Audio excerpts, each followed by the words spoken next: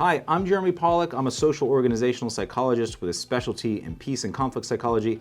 A baseline conflict really results from the perception that one's needs, goals, values are impeded or threatened. So if one feels like their fundamental needs or their goals or their values are being impeded or threatened, they are by definition in a baseline conflict. And when slowing down your speech, you want to slow it down enough so you can really enunciate your words. You can hear yourself articulating your words very clearly. The more you start to feel someone else's agitation, and if you start to feel defensive, probably you're going to have to balance that out internally by taking your own speech a little bit slower and a little bit down in tone and volume.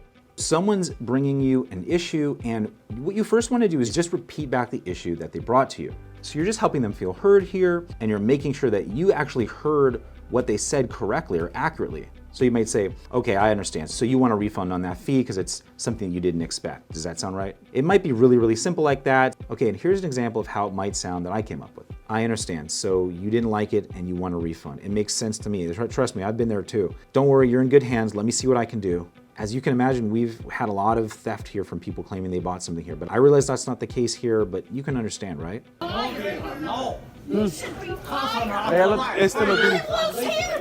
So notice how she's getting more escalated because she doesn't feel heard or acknowledged by the cashier. I understand the cashier's very frustrated too. He's feeling defensive. You're gonna have to do some listening and repeating back what you hear, acknowledging what's going on, getting them to align with you in some way, rather than just saying, you're wrong, I'm right, and raising your voice. That's not gonna help the situation. So being prepared is super important. Preparation is half the battle. Know what your process or protocol should be based on your company's policies. If the person is coherent but not compliant, meaning they're not intoxicated, they're not having a mental episode, but they're just escalated, they won't calm down.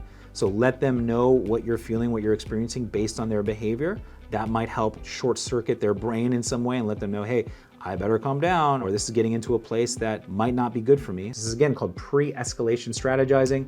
Super important because if we can stop escalated situations before they happen, then we don't have to necessarily de-escalate. And then we don't have to experience someone's spontaneous aggression or their escalated state.